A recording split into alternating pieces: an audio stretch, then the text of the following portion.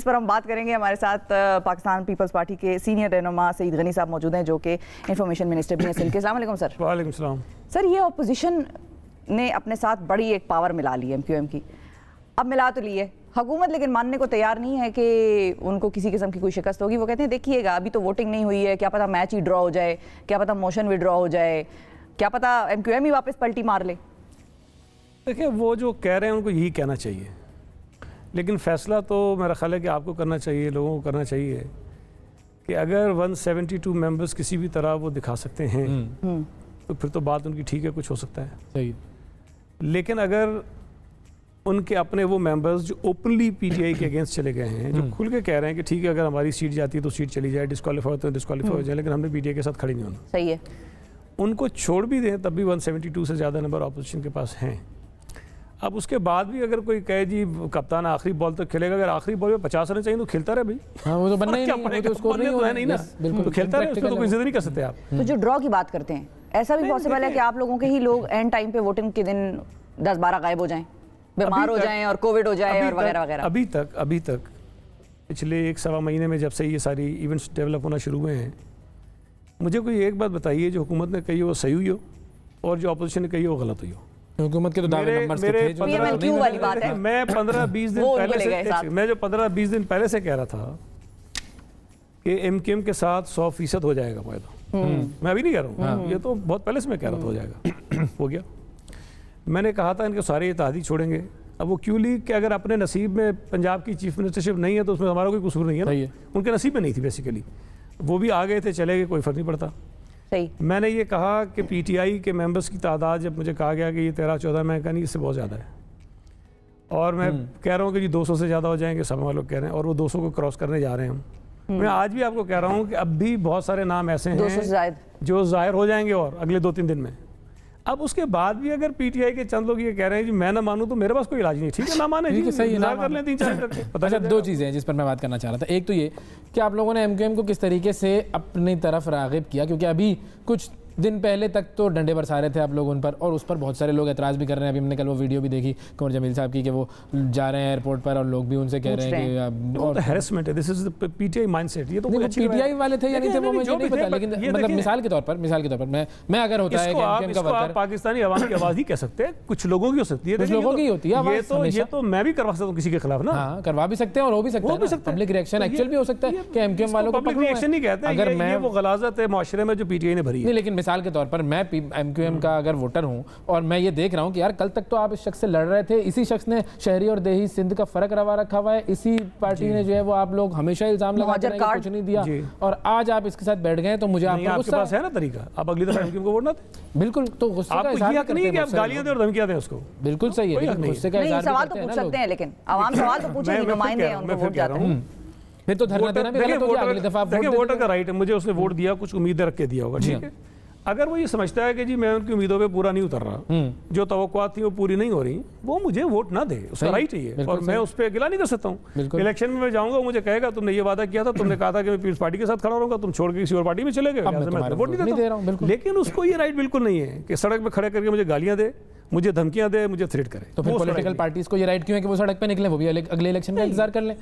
हमने इसी लॉजिक के तहत हमने क्या कहा कि इमरान खान को उठा के फेंक देंगे, ये इमरान खान ने कहा था। नहीं, वो कहते थे घसीटूंगा, शहबाज शरीफ साहब कहते थे हुकूमत को हटाने के लिए अगर आइन के अंदर एक प्रोविजन मौजूद है और सियासी जमातों ने वो रास्ता इख्तियार किया है तो ये कोई गलत बात नहीं है।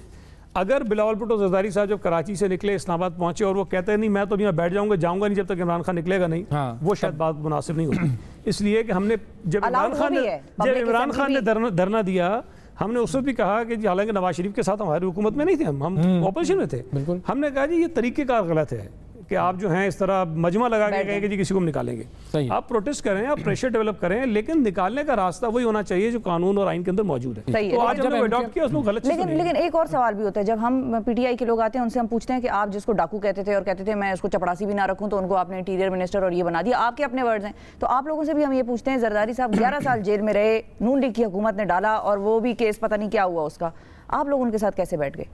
देखिए, ये तो वही बात पुरानी इसलिए कि शहीद मोहतरमा बेनज़ीर भुट्टो साहिबा ने जब चार्टर ऑफ डेमोक्रेसी साइन किया और नवाज शरीफ को एआईडी में शामिल किया, जब मुशर्रफ ने उनको हटाया था तो एआईडी में शामिल किया। अच्छा, इससे भी पीछे में अगर आपको ले जाऊं, जिसका हवाला उस दिन इमरान खान ने जलसे में भी दिया कि जुल्फ़िकार अली भुट्टो की हुकूमत हटाने के लिए कौन कौन सी जमातें इकट्ठी थी।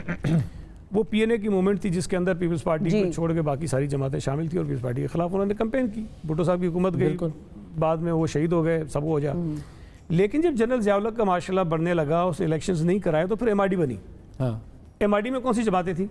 वही सब जमातें, वो जमातें थी जो एक आध को छोड़ के जो सारी पीएनए में शामिल थी। हाँ, पीएनए में शामिल थी। पीपल्स पार्टी की हिस्ट्री ये है कि हमने अपनी ज़ाती तकालीफ, ज़ाती नुकसानात को कभी भी जमहूरियत के खिलाफ इस्तेमाल नहीं करने दिया कि हम अपनी ज़िद अना की वजह से जमहूरियत को नुकसान पहुंचाए। अगर ज़िया-उल-हक अपने माशाल्लाह को एक्सटेंड कर रहा था, अगर इस मुल्क में जमहूरियत बहाल नहीं कर रहा था, तो वो जमातें जो पीपल्स पार्टी के खिलाफ थीं, वो जमातें पीपल्स पार्टी की क़यादत में एमआईडी में आईं और पीपल्स पार्टी ने फिर उनकी भी क़यादत को कबूल किया। तो जब मुल्क में जमहूरियत की बहाली की बात हो रही हो, एक लॉन्ग टर्म कोई आपका टारगेट हो, तो उसमें आप अपनी ज़ाती जो झगड़े इख्तलाफ होते हैं, ज़्यादा होते हैं, उसको छोड़ देते हैं। और ये देखें, बेगम नुसरत भुट्टो जिनके शौहर को शहीद किया गया, वो एमआईडी की सरबराह बनी ना, उन्होंने लीड किया, उनके वक्त में बनी। मोहतरमा बेनज़ीर भुट्टो साहिबा के साथ नवाज शरीफ ने जाती की इस्टेब्लिशमेंट के कहने पे सारी चीज़ें होती रहीं, इलेक्शंस चोरी करवा जाते थे, सब कुछ होता था, केसेस बनाए गए, आसिफ जरदारी पे केसेस बनाए गए। अगर वही मोहतरमा बेनज़ीर भुट्टो जाकर नवाज शरीफ के पास जाती हैं और कहती हैं कि एआईडी में शामिल हो जाए, तो वो इसको आपको पॉजिटिवली लेना चाहिए, ये कोई बुरी चीज़ नहीं है। सही बात है, ठीक है। फिर यू टर्न लेकिन नहीं हो सकता, फिर वो भी लेंगे तो यू टर्न नहीं होगा। यू टर्न तो इसको आप इस तरह नहीं कह सकते। स्ट्रैटेजी हो सकती है। यू टर्न तो देखें ये ना कि मैं कर्जा नहीं लूंगा, खुदकुशी कर लूंगा। नहीं, मैं चोर रखूं, उसको चपरासी भी ना रखूं, ये भी यू टर्न में आता है ना। ये मेरा ख्याल है कि छोटी छोटी चीज़ें हैं जो इमरान खान हमें तो कहता है ना, हम तो बुरे हैं, स्टेटस को वाले लोग हैं। उसने अपने आप को मुख्तलिफ दिखाया और कहा मैं तो फरिश्ता हूँ, मैं इनसे बहुत मुख्तलिफ हूँ। लेकिन जो चीज़ें उसने की हैं वो हमसे ज़्यादा बुरी की हैं। अब ये वक्त बताएगा। अब जो आप लोग करने जा रहे हैं उस पर आते हैं। कराची को क्या मिलने वाला है एमक्यूएम से, जो आप लोगों ने एक पूरा एक चार्टर ऑफ राइट्स जो है वो साइन किया हुआ है। वो डिसअपीयरेंसेस वाला शिक नहीं है, लेकिन कल से टीवी पे ये बात हो रही है कि हमने दो चीज़ें हैं। एक तो एमक्यूएम ने मुआहदा किया है पाकिस्तान पीपल्स पार्टी के साथ, जो सिंध स्पेसिफिक है, क्योंकि सिंध में हम गवर्नमेंट में हैं, तो उन्होंने हमारे साथ ही बात की है कि हमने क्या क्या करना है। एक उन्होंने किया है मुस्लिम लीग नून के साथ, दो हैं मुआहदे, जो डेफिनेटली फेडरल गवर्नमेंट में प्राइम मिनिस्टर उनका बनना है, तो उन्होंने उनके साथ बात की है। मुस्लिम लीग नून के साथ जो उनका मुआहदा हुआ है उसके अंदर हम नहीं बैठे, हमें नहीं पता उन्होंने किस तरह बैठ के मीटिंग्स की, क्या चीज़ें उन्होंने सेटल की। लेकिन जो पीपल्स पार्टी और एमक्यूएम का हुआ है वो इत्तेफाक है कि वो जब साइन हुआ तो उस पर शहबाज शरीफ साहब के भी दस्तखत हैं, उस पर मौलाना फजल रहमान साहब के भी दस्तखत हैं, और अख्तर मेंगल साहब के भी दस्तखत हैं, खालिद बख्शी साहब के भी दस्तखत हैं। लेकिन जो नून लीग का और इनका है उस पर हमारे दस्तखत नहीं है। तो ये जो डिसअपीयरेंसेस वाली है ये शायद उसके अंदर मुआहदे में। ठीक है। अब इसमें क्या क्या मिल रहा है एमक्यूएम को, कराची को, हैदराबाद को, वो तमाम जगहें जहाँ पर एमक्यूएम कहती है कि हमारा होल्ड है।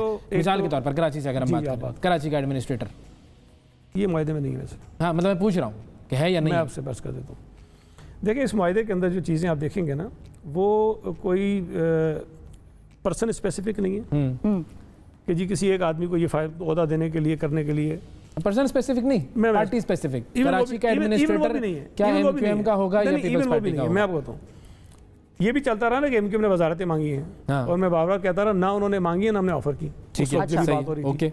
ख्वाहिश हमारी ये ज़रूर है कि वो हुकूमत का हिस्सा बने, हमारी ख्वाहिश है, और ये मैंने एमक्यूएम के दोस्तों के सामने भी इज़हार किया, अपनी पार्टी के अंदर भी इज़हार किया कि होनी चाहिए। जैसे इसके अंदर नंबर 2 लिखा हुआ है, administrator political of the Karachi metropolitan corporation shall be appointed on the recommendation of MQM Pakistan. ये नहीं है, ये नहीं, ये गलत है, ये पता नहीं, मुझे नहीं पता। ये वो पेपर नहीं जो साइन हुआ है, ये वाली चीज़, ये वो पेपर नहीं जो साइन हुआ है। ये मैंने भी सोशल मीडिया पे देखा, सोशल मीडिया पर जो साइन। अच्छा, तो फिर एडमिनिस्ट्रेटर किसका होगा? मैं आ जाता हूँ, समझ लेना, समझ में आ जाएगी बात आपको। तो जो चीज़ें उस साइन वाले पेपर में हैं, जो इस पर इत्तफाक हुआ है, उसमें सुप्रीम कोर्ट के फैसले के मुताबिक लोकल गवर्नमेंट के कानून को हमने अमेंड करना है। वो हम पहले ही कर रहे हैं, सुप्रीम कोर्ट के फैसले को हमने चैलेंज नहीं किया, हम उस पर करना चाहते हैं, ये कोई इशू नहीं था। पुराने वाले पे चला जाएगा, जाली नहीं, पुराना नहीं, वो बैठ के बात करेंगे, सुप्रीम कोर्ट का जो फैसला है ना उसके मुताबिक उसको ठीक करेंगे। ठीक, जो जाली डोमिसाइल बनने का इशू है वो सिर्फ एमक्यूएम का नहीं, हमारा ही प्रॉब्लम है। सारी जमातें कह रही हैं, उस पर कमीशन बनाएंगे, उसकी इन्वेस्टिगेशन करेंगे, जो जाली डोमिसाइल उसको कैंसिल करेंगे, और एक ट्रांसपेरेंट मैकेनिज्म बनाएंगे ताकि आइंदा जाली न बने। 40-60 जो अर्बन रूरल की जॉब्स के अंदर एक कोटा है, हाँ। वो मेरा बनाया हुआ नहीं है, एमक्यूएम का बनाया हुआ नहीं है, आइन में मौजूद है, कानून में मौजूद है। उसके ऊपर अगर एमक्यूएम कहती है कि अमल दरामद नहीं हो रहा, हम बैठ के बात करेंगे, जो उनके पास चीज़ें हैं उसको देखेंगे, उस पर अमलदरामद होना चाहिए। ये मेरी ख्वाहिश की बात नहीं है, ये कानून और आइन के अंदर लिखा हुआ है, कोई प्रॉब्लम नहीं है। वो कहते हैं प्रोविंशियल फाइनेंस कमीशन जो है वो बने, उसकी टाइमलाइन दे दी कि जी जैसे बल्दियाती इलेक्शन होंगे, इलेक्टेड लोग आएंगे, विद इन अ मंथ वो कॉन्स्टिट्यूट हो जाएगा, और विद इन 6 मंथ्स जो है वो उसकी अवार्ड भी इशू कर देगा कमीशन। बल्दियाती इलेक्शन की कोई टाइमलाइन है कि वो कब तक? वो अभी शेड्यूल आ रहा है कुछ दिनों में इंशाल्लाह, कुछ दिनों में शेड्यूल उसका आ जाएगा। सेंसस का फेडरल गवर्नमेंट के साथ, वो हमारे साथ है। तो इस तरह की चीज़ें हैं, वो मुझे एग्जैक्टली याद नहीं, लेकिन वो अगर आप कहेंगे तो मैं और मेंशन कर दूंगा। लेकिन उसमें मैं समझता हूँ कि चीज़ें ऐसी हैं जिससे सूबा सिंध के लोगों को फ़ायदा होगा।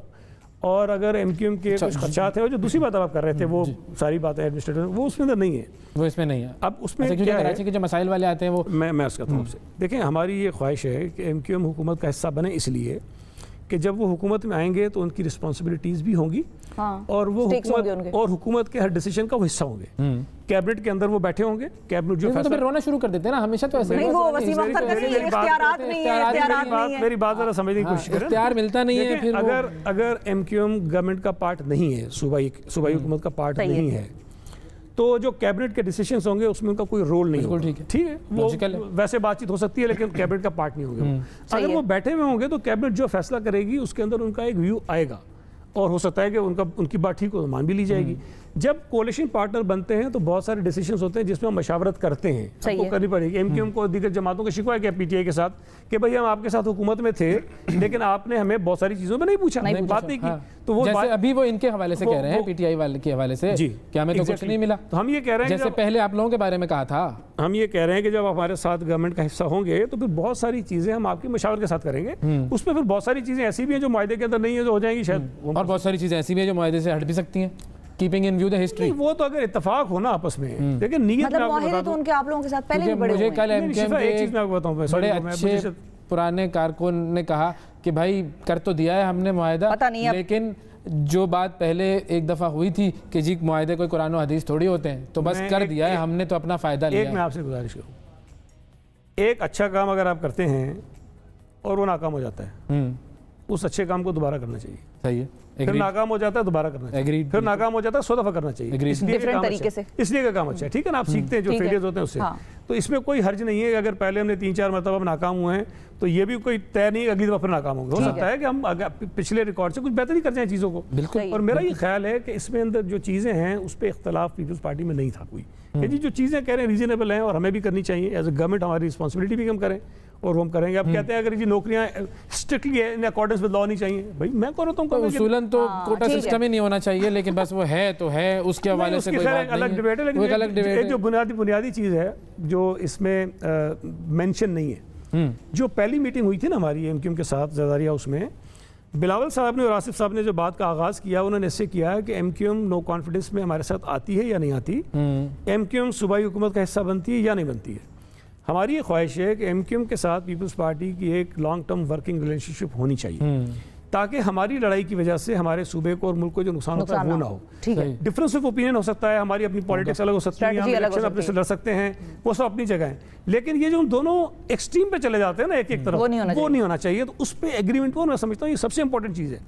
इन अल्लाह करेगा सारी चीज़ों अमल हो जाएगा, लेकिन खुदा ना करे, मैं वैसे कहता हूँ कि अगर ये नहीं होता, लेकिन अगर हम बुनियादी चीज पे कायम है कि नहीं हमारी वर्किंग रिलेशनशिप चलती रहेगी, तो फिर कम हो सकता है। मुझे सूबे के ये टेंशन है कि ये वाला जो है जो सोशल मीडिया पे चल रहा है ये सही नहीं है, तो असली वाला जरा भिजवा दीजिए। ये साइन है ना आपके पास? ये तो साइन है, लेकिन उस पर तो आखिरी 2 है ना, 17-18। नहीं, ये तो पहले से लेकर जो 16 तक है, वो जो एडमिनिस्ट्रेटर वाली बात भी है, एडमिनिस्ट्रेटर जो कह रहे हैं वो साइन नहीं। हाँ, तो वो जरा ओरिजिनल वाला बताइएगा अभी, ताकि वरना तो एडमिनिस्ट्रेटर, वो मैंने आपको बता दिया सुप्रीम कोर्ट का फैसला है, उसमें जो 4060 का है, उसमें प्रोविंशियल फाइनेंस कमीशन है, उसमें कराची में एक पब्लिक सेक्टर में वुमेन यूनिवर्सिटी है, हैदराबाद की यूनिवर्सिटी जो ऑलरेडी पाइपलाइन में है, वो चीज़ें हैं, जो हमारे कराची का सेफ सिटी प्रोजेक्ट है, सेफ सिटी प्रोजेक्ट, बड़ा ये सारे तो इसमें भी लिखे हुए हैं, ट्रांसपोर्ट को इंप्रूव करने वाली बातें हैं, तो वो ट्रांसपोर्टेशन की इंप्रूवाइजेशन। अब एक और बहुत अहम मसला है सईद गनी साहब, और उस पर आपसे बात करना इसलिए ज़रूरी है कि आप उस सूबे की इन्फॉर्मेशन को देखते हैं।